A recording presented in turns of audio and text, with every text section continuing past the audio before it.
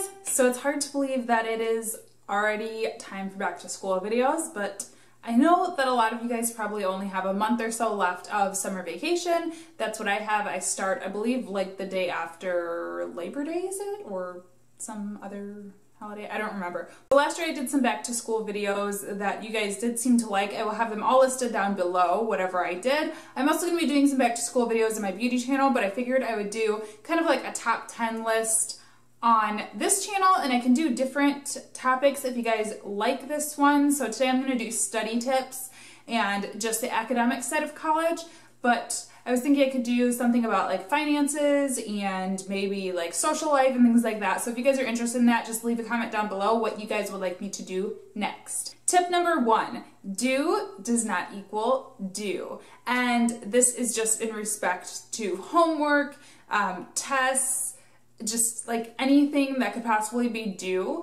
I know that I am probably the worst person. If you guys watch my vlogs, you know that I am like the worst person on the planet for procrastinating. I will literally wait until 2 hours before an assignment is due to actually do it. And this has only really backfired me on a few times, but when it has, it's backfired really, really bad. Say you get sick, say you just underestimated, you know, the material and you realize, oh my gosh, this paper is a lot harder to write than I thought it was going to be. And not only that, it also just, it's like something that's just weighing on you the entire time that you're procrastinating when you could easily just like get it out of the way.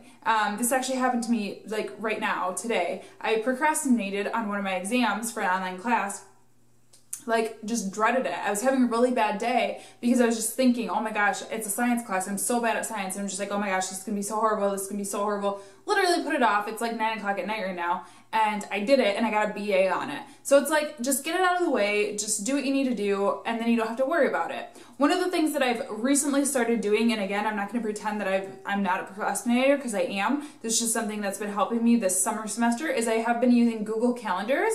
And what's really nice about that is you can go into your browser and you literally like allot hours for work, you know, social life, homework. You can plug in like whenever everything is due. It's basically just like a planner. And the cool thing is it syncs to my iPhone.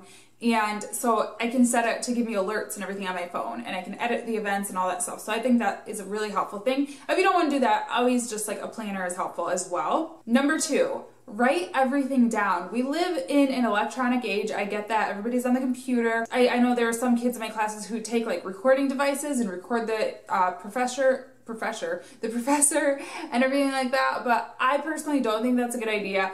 I am old school. I buy notebooks and pens and pencils, and I will take down notes of everything the professor says.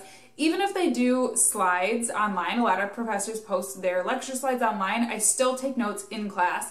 There's science, I don't really know the exact specific data or anything like that, but science does say that if you're writing something down, you're more likely to remember it, and it also just helps me pay attention, I think. Like, if I'm writing down what the professor's saying, I'm actually listening to him or her, and I'm not, you know, on Facebook, texting, whatever. So I think that's super helpful, even if you are not that kind of learner. I think just for the sake of making you pay attention, making you stay awake, it's really, really useful. Number 3, talk to your professors. Don't be afraid of them. And I'm really bad at this too, and I'm trying to get better, but I've just noticed the professors that I actually do talk to, go into their office hours, you know, stay a couple minutes after class and catch up with, I end up getting the better grades. And I don't want to say that's because they, you know, favorite me or whatever.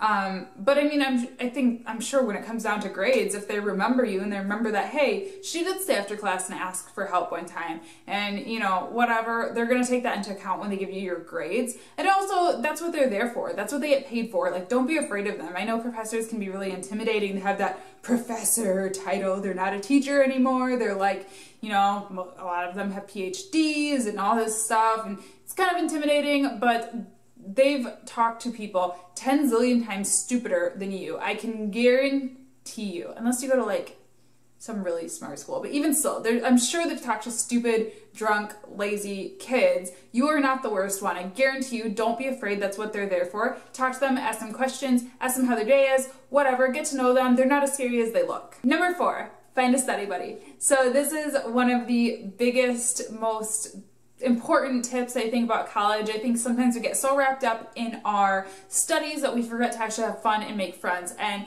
if you can make friends that are in your major, that are in your classes, that need help on the same things that you do, this is like a double whammy because you just made a friend and then you also are improving your grades. This has happened to me in really unlikely ways before. I've just randomly kind of met people. I've never really like intentionally found people to study with, but it just kind of happens once you get into your major and everything like that. You just slowly start to form a group of friends and realize that a lot of people are having the same struggles as you are, and it's just really nice to be able to go get a coffee or, you know, hang out at the library with somebody and not have to do it all by yourself, because honestly, college is a lot of work and having that weight on your back all the time is really hard. It also helps if they're in your class and, you know, say you get sick one day, you don't have to make that scary email to the professor like asking for help or like, you know, talk to random that you've never talked to before. You can just email your friend or text your friend and be like, hey, I'm not gonna be in class today. Do you mind like copying your notes for me or whatever, or letting me copy your notes tomorrow? So I think it's just really helpful to have somebody, and not just that, but just for moral support too. Number 5, find an environment to study in that works for you.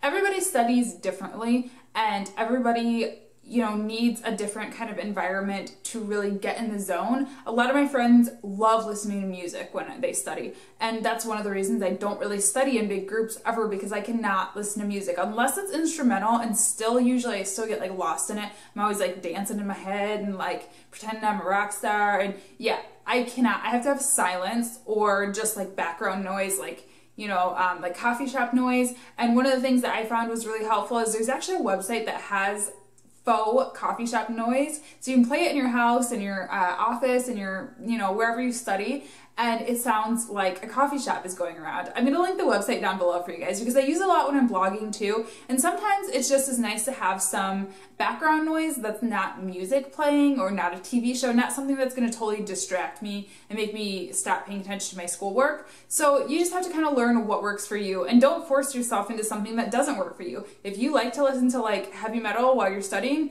do it. If you like complete silence, find a place in a time that's going to work for that. You know, make sure that your roommates know this is what I need, your family, whoever you live with, like make sure that they know this is the kind of environment I like to study in. So if you guys could try to be quiet between these hours, or, you know, get a good pair of headphones to listen to your music, or whatever you need to do, just make sure that you're doing it in the environment that works for you. And also take advantage of your campus's resources. For a long time, I never went on campus to study, and then when I started doing it, I was like, wow, this is really helpful because there's tons of people around that are doing the same thing. There's that like subtle background noise that's not distracting, but just, you know, coffee cups tinkering and people walking down the hall. And yeah, so just kind of explore your campus and find if there are any places that you think will work for you. Explore your house, explore your neighborhood, go to coffee shops, whatever you need to do. It seriously makes such a difference being in the right place at the right time. Number 6, do not, and I repeat, do not work too much. It is really hard, and I know it's seriously easier said than done, especially if you're putting yourself through college and don't have a lot of financial support from your family, like myself. I do pay for all my living expenses by myself, and I know that it is really, really hard not to work too much because I like to buy things, and I don't want my life to be just like food and commuting. Like, I want to be able to buy things, and I want to be able to have fun and go on trips and do this and that, but you really have to realize college is going to be a time where you're just going to be poor. That's just all there is to it. It's college. You're just not going to have a lot of money in college. It's just normal. And, you know, as long as you have your basic expenses covered, you're good. Don't worry about extra things because you're in school to learn and not to spend money. So you shouldn't freak out about working and overdoing it. Do the bare minimum. Honestly, that sounds really bad, but do the bare minimum. If you can find something that's related to your area of study, that's obviously ideal. It's really hard when you're like an underclassman to do that, but if you can find internships and stuff in your later years, jobs that are related to your schoolwork, a lot of times you can get credit for them as well. So you can kind of justify it that way by working more. Getting credit for it is going to help as well. So just keep that in mind because that's a mistake that I made for a really long time. I worked full-time for my first 2 years and then like mostly full-time for my 3rd year. And finally in my 4th year, I found an internship that's part-time, and hopefully, knock on wood, things will work out with that and I will not overdo it this year because I really need to make my grades better for my last year because I want to end with a really high GPA or a higher GPA than I have now. And unfortunately, it's really suffered for the first few years because I just didn't have the time to commit to studying. With that said too, I would always justify it by saying, well, I'm not going to study anyway. Like, I know I'm just going to be, you know, on YouTube or like hanging out with friends or whatever. Maybe that's true, but I also think that having that right kind of mindset really does affect your studies too. Like, if you're just working and going to school, you're not happy, you're, you know, you're just not in the zone to do well at school. You need recreation time as well. Like, you can't just have school and work, because you're going to go crazy and you're going to end up, you know, not doing well at school or not doing well at work anyway. And that's just what I found when I was literally working and going to school all the time. I was such an unhappy person. I was not passionate about anything. I did not want to learn. I did not want to go to work. So it really wasn't even like worth it, you know? Number 7, make studying fun. And this goes along with finding a study buddy and all of that as well. But just try to find creative ways that will make your studies a little bit more fun, whether that means it's studying with a friend, whether it means you're treating yourself to something. A lot of times I'll say, ooh, I get to go to this one coffee shop that's a little bit on the pricier side, that is a little bit out of my way. But if I go there to study, then I can get kind of like a little bit more of an expensive dinner and coffee. Find creative ways to study, like flashcards and colorful notes and making up little rhymes and songs in your head. Like, they really help and kind of just help make studying less of a burden and more of something that you want to do. I also kind of work on a reward system. So I'll say, okay, I'm going to get the hardest part of my day out of the way first. I can't remember who did that, but it's somebody really famous, like some famous intellectual or writer or something. I can't remember who it was. But anyway, wake up, get the hardest part of your day out of the way first. So, you know, have your cup of coffee, your breakfast, and then go straight to studying, do your test, do your whatever you need to do for a couple hours. And then I say, after I'm done with that, I can do something really fun. So I'm gonna go get an ice cream, or I'm gonna go to the mall, or I'm gonna, you know, whatever you really like to do, just to make sure that you are rewarding yourself and you're not like indulging in the good things first. Number 8, do not cram. Your brain can only contain so much information at one time before it just turns to mush and it just starts to go in one eye, out the other ear, whatever, you know what I'm saying. I really like to take breaks when I study. A lot of times if I have like multiple assignments in one day, I'll kind of alternate. I'll do one assignment and then I'll like watch a 15-20 minute YouTube video, and then I'll do another assignment, and then I'll edit a video, and then I'll do another assignment. And you just kind of have to like break it up, because if you literally go back to back to back to back, first of all, you're gonna hate your life, and you're gonna have an entire day that you realize, I didn't do anything that was even remotely fun or remotely productive besides school. And I hate days like that. I hate days where I go to bed and I just realize all I've done is work or go to school. Like, I literally, that's my pet peeve.